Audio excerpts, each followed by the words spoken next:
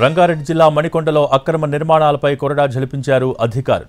నెక్నాంపూర్లో దేవాదాయ శాఖ భూమిలో అక్రమంగా నిర్మించిన ప్రహరీ గోడల్ని కూల్చివేశారు. కోట్ల రూపాయల విలువ చేసే దేవాదాయ భూములను కబ్జా చేసి అమ్మకానికి పెట్టాడు ఓ రియల్టర్. తెల్లవారుజాము నుంచే భారీ బందోబస్తు మధ్య కూల్చివేత ప్రక్రియ మొదలుపెట్టారు అధికారులు.